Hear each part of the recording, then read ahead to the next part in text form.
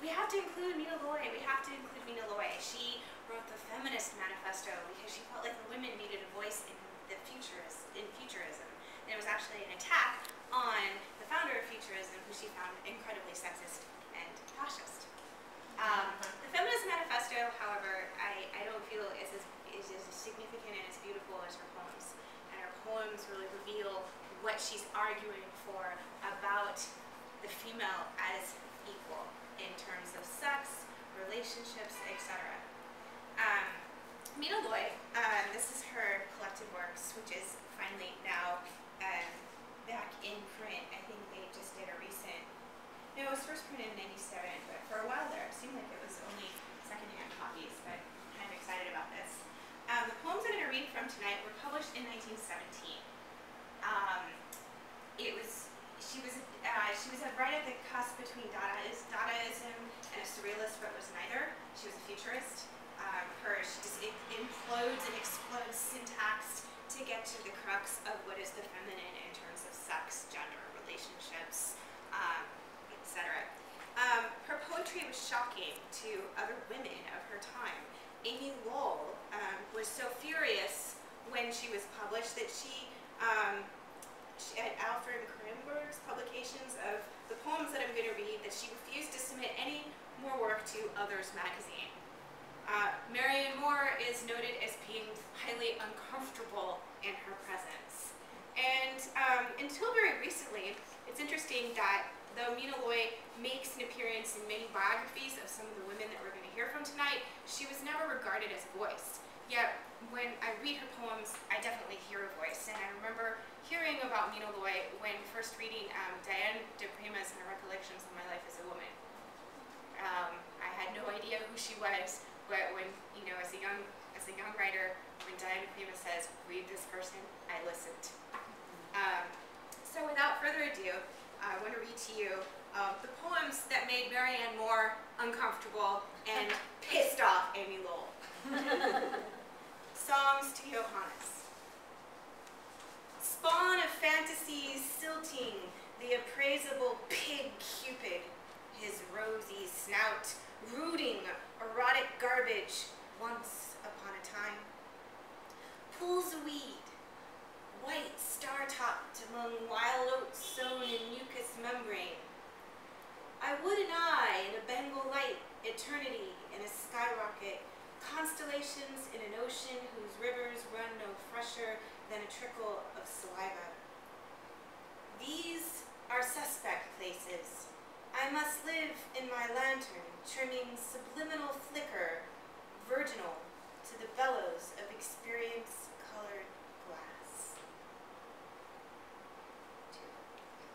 The skin sack in which a wanton duality packed, all the completion of my infructuous impulses, something the shape of a man, to the casual vulgarity of the merely observant, more of a clockwork mechanism running down against time, to which I am not paced.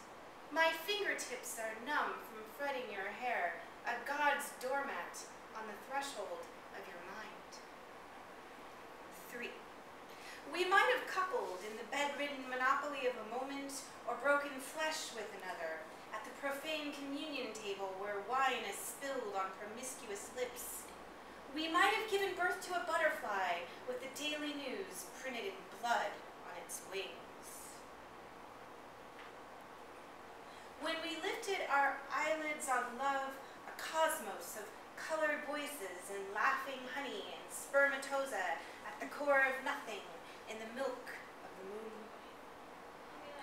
Shuttlecock and battledore, a little pink glove and feathers are strewn.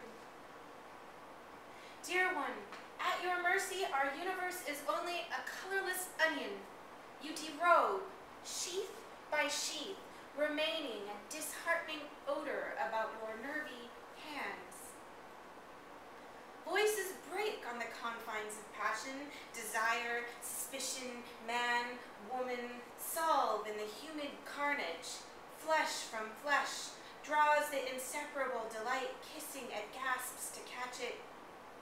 Is it true that I've set you apart, inviolate in an utter crystallization of all the jolting of the crowd, taught me willingly to live, to share? Or are you only the other half of an ego's necessity, scourging pride with compassion to the shallow sound of dissonance and boom of escaping breath?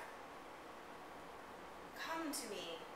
There is something I have got to tell you, and I can't tell, something taking shape, something that has a new name, a new dimension, a new use, a new illusion.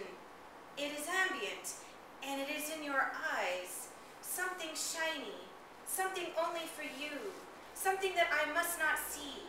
It is in my ears, something very resonant, something that you must not hear, something only for me. Let us be very jealous, very suspicious, very conservative, very cruel, or we might make end of the jostling of aspirations, dissolve and violate egos. Where two or three are welded together, they shall become God. Oh, that's right. Keep away from me. Please, give me a push. Don't let me understand you. Don't realize me, or we might tumble together, depersonalized, identical, into the terrific nirvana. Me, you, me. Today, everlasting, passing, apparent, imperceptible, to you, I bring the nascent virginity of myself for the moment, no love or the other thing, only the impact of lighted body, knocking sparks off each other in chaos. Evolution. Fall foul of sexual equality, prettily miscalculate similitude. Unnatural selection, breed such sons and daughters as shall gibber at each other. Uninterpretable cryptonyms under the moon. Give them some way of braying brassily for caressive calling, or to homophonous hiccups transpose the laugh. Let them suppose that tears are snowdrops or molasses or anything than human insufficiencies, begging dorsal vertebrae. Let meeting be the turning to antipodean and form and blur, anything, then seduce them to the one as simple satisfaction for the other. Let them clash together from their incognitos in seismic orgasm. For far further differentiation, rather than watch own self-distortion wince in the alien ego. The moon is cold, Johannes, where the Mediterranean prig of passion to your professorial paucity, protoplasm was raving mad, evolving us. Love, the preeminent literature. Thank you.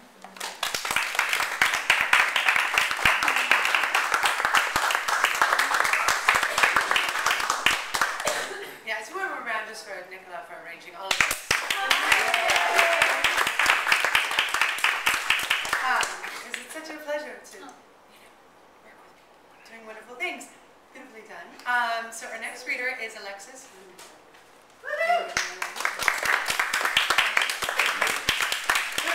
Can we stand next to each other? Because we are the first. I like yours too. Hi everybody, like Ginger said, I'm Alexis Lunet. I'm going to be reading HD tonight. Full name is Hilda Doolittle. And before I do that, I just want everyone to know that I have books for sale.